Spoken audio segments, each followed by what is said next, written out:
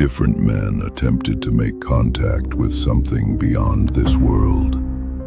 All were destroyed, not by their enemies, not by failure, by exactly what they were looking for. Different centuries, different worlds, different names for God. One was the most powerful scientific mind in the court of Queen Elizabeth I. One was called the wickedest man in the world. One helped build the rockets that eventually carried humanity to the moon. This is not a coincidence. This is a pattern. And by the end, you will know what the ritual actually was.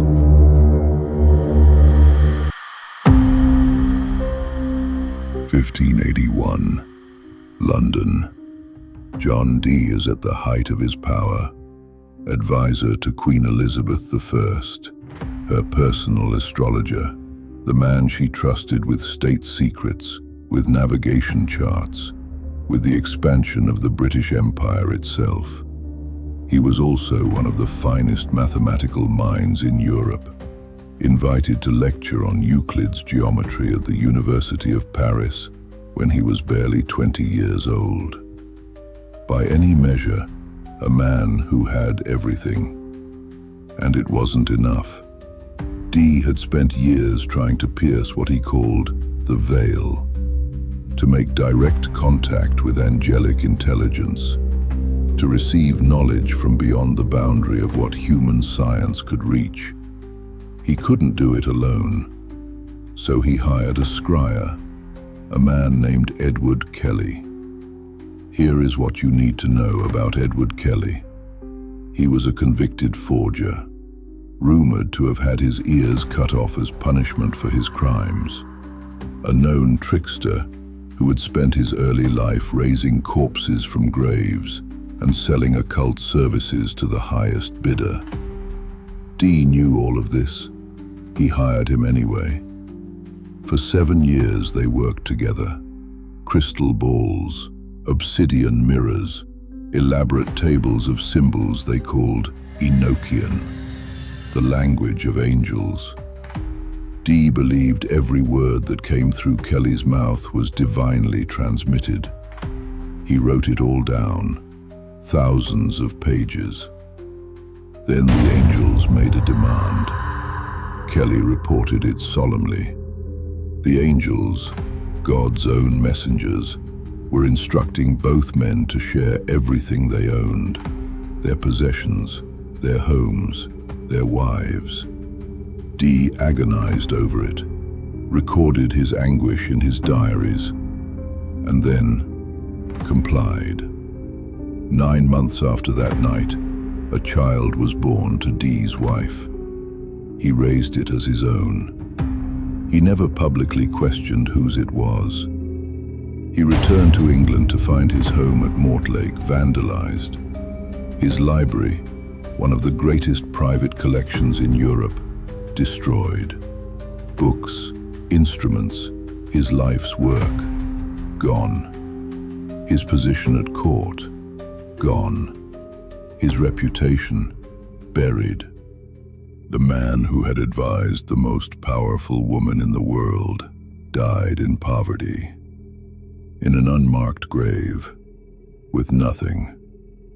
The angels, it seems, had no further use for him.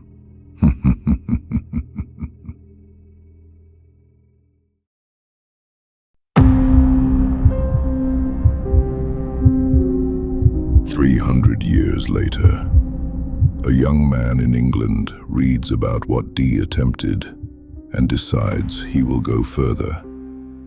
His name is Aleister Crowley. He is 23 years old, heir to a substantial fortune, and completely convinced he has been chosen for something the rest of humanity cannot comprehend. He calls himself the Beast 666. The press will eventually call him the wickedest man in the world. He considers both names accurate. In 1899, he purchases a house on the shore of Loch Ness, Boleskine house and begins the Abramelin ritual. Understand what this is. The Abramelin is a 6-month ceremonial working that no serious occultist had dared attempt in centuries. Its purpose: to invoke the holy guardian angel, to make direct, sustained contact with the supreme spiritual intelligence assigned to the practitioner at birth. But to get there, you must first summon and bind the 12 kings and dukes of hell: Lucifer, Satan, Leviathan, Belial, all of them, brought forward and placed under command. The ritual's own introduction warns against performing it. Written into the first pages, a caution to any magician who believed themselves ready. Crowley read it and began anyway. He never finished it. Halfway through, he walked away. A dispute within his occult order in London felt more pressing. He left Boleskine, left the ritual unfinished, left whatever he had already moved in motion. In 1904, on honeymoon in Egypt with his new wife, something found him. A disembodied voice. It called itself Aiwas. Over 3 days, it dictated an entire book to Crowley, the Book of the Law, a complete religious text, a new age, a new prophet. Crowley, naturally, was the prophet. He spent the next 4 decades trying to understand what had spoken to him. Ritual after ritual, deeper and darker. In the Algerian desert, he summoned the demon Choronzon, guardian of the abyss, using blood sacrifice. His assistant who witnessed it was described afterward as nearly shattered. He never fully recovered.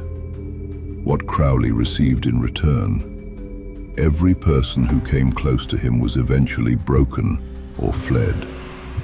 His disciples deteriorated. His relationships collapsed without exception. He became addicted to heroin. Country after country expelled him. He died in 1947 in a boarding house in Hastings, penniless, dependent on others for basic survival. The entity he spent his entire life pursuing never confirmed whether it loved him, was testing him, or was simply consuming him. He never got an answer, only instructions, always more instructions. Now we arrive at the one that should not be possible, because this man did not live in an age of crystal balls and grimoires. This man worked in laboratories. He understood thrust equations and chemical propellants and the physics of controlled explosions. Jack Parsons co-founded the Jet Propulsion Laboratory, the organization that became the backbone of NASA. He invented solid rocket fuel. The technology in his equations eventually carried human beings to the moon. He was also, at night, a devoted occultist who performed Enochian rituals in his basement, the same Enochian language John Dee had written down 3 centuries earlier. In January 1946, Parsons began what he called the Babylon Working, a series of rituals designed to incarnate an actual goddess into a physical human body on Earth. His assistant during the rituals was a science fiction writer named L. Ron Hubbard. Yes, that L. Ron Hubbard, the man who would go on to found Scientology. For weeks they performed the working together. Enochian chanting, blood on runes, rituals in the Mojave Desert under open sky. What came through, from Parsons' perspective, was everything he had asked for. What came through from everyone else's perspective was the beginning of the end. Hubbard left Pasadena with Parsons' girlfriend and $20,000 of his savings. He used the money to buy yachts. He went on to build an entire religion. Parsons was investigated by the FBI. His security clearance stripped. The man who helped build the foundation of the American space program ended up making explosive props for Hollywood film sets. He kept performing the rituals. Years before his death, he wrote something down.